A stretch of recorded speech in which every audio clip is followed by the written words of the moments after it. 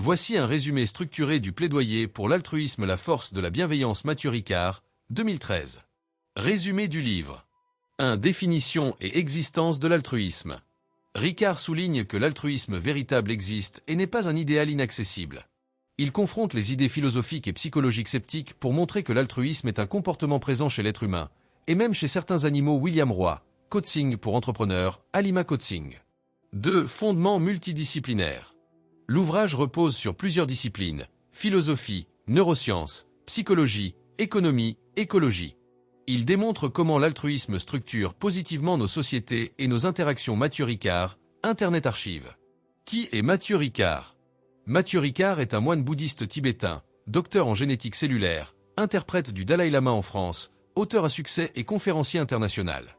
Il est souvent surnommé l'homme le plus heureux du monde par les médias, en raison des effets puissants de la méditation sur son cerveau, étudiés par les neuroscientifiques. Mais derrière sa vie spirituelle, Ricard est aussi un scientifique rigoureux et un passeur de sagesse entre l'Orient et l'Occident. Thème du livre Plaidoyer pour l'altruisme. Dans ce livre de plus de 800 pages, Mathieu Ricard défend une idée simple mais révolutionnaire. L'altruisme n'est pas une utopie, c'est une nécessité. Il montre, avec des preuves scientifiques, philosophiques, spirituelles et écologiques, que l'être humain est naturellement capable d'altruisme et que cette capacité peut, et doit, être cultivée pour transformer le monde. Pourquoi ce livre est-il important? Parce que Ricard répond à une question essentielle. Dans un monde en crise, faut-il être égoïste pour réussir, ou peut-on réussir en étant profondément bienveillant? Il prouve que l'altruisme est plus efficace à long terme dans nos vies personnelles, professionnelles et même politiques. Et surtout, il donne des outils concrets pour entraîner son esprit à devenir plus lucide, compatissant et résilient. Un livre qui allie neurosciences, philosophie, spiritualité et écologie. Un message fort, la bienveillance est une force, pas une faiblesse. Une vision, changer le monde commence par entraîner son propre esprit à l'altruisme. Synthèse rapide des 4 grandes idées du livre Plaidoyer pour l'altruisme de Mathieu Ricard. 1. L'altruisme est naturel et universel. Contrairement aux idées reçues, l'être humain est biologiquement et émotionnellement capable d'altruisme. Ce n'est pas un luxe moral, mais une tendance profonde de notre esprit. 2. L'altruisme se cultive comme une compétence. Grâce à la neuroplasticité, on peut entraîner son cerveau à être plus bienveillant via la méditation, la compassion et des choix conscients au quotidien. 3. L'altruisme est la clé d'un avenir durable. Face aux crises écologiques, sociales et économiques, seule une éthique de l'altruisme permettra de construire un monde plus équilibré. Voici une série d'exercices simples et puissants pour aider nos abonnés à intégrer concrètement les idées du livre Plaidoyer pour l'altruisme de Mathieu Ricard. Objectif: relier les principes du livre à la réalité concrète et sociale. Neuroplasticité liée à la méditation, qu'est-ce que c'est? La neuroplasticité est la capacité du cerveau à se modifier, se réorganiser et créer de nouvelles connexions neuronales tout au long de la vie. Quand vous méditez régulièrement, vous entraînez votre cerveau comme un muscle. Cette pratique modifie l'architecture même de votre cerveau, notamment dans les zones liées. À la concentration, cortex préfrontal. À la régulation des émotions, amygdale, hippocampe.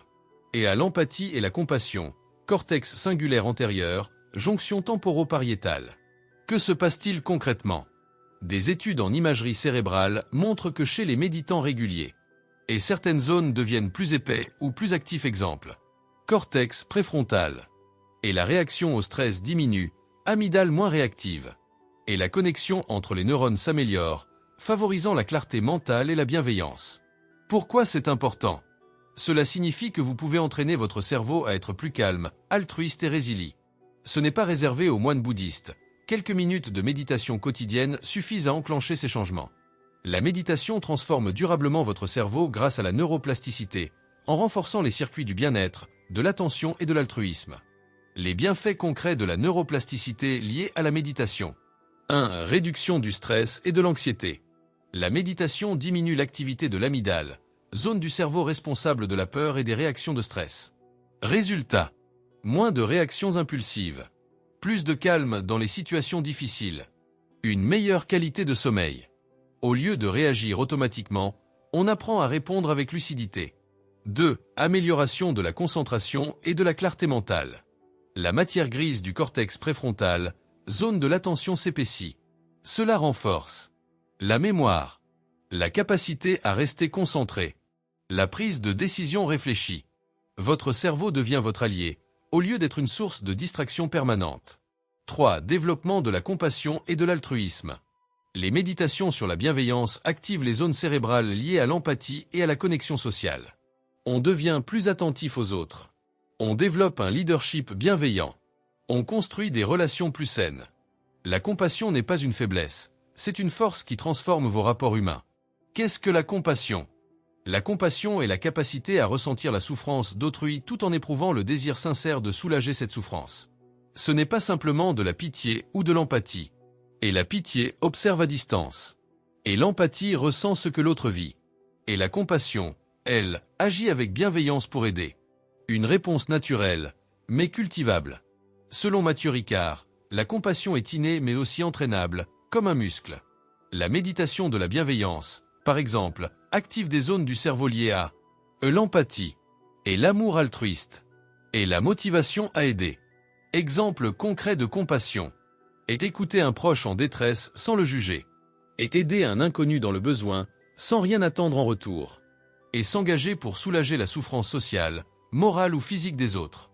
Compassion pas égale à faiblesse. Au contraire, la compassion exige du courage émotionnel. Il faut être assez fort pour faire face à la souffrance sans fuir, sans se détourner, et y répondre avec une intention constructive. La compassion, c'est ressentir, comprendre et agir avec bienveillance pour le bien d'autrui. 4. Plus de flexibilité mentale et émotionnelle. Grâce à la neuroplasticité, le cerveau devient plus souple et adaptable. Moins de rigidité mentale. Meilleure adaptation au changement. Capacité à rebondir après un échec.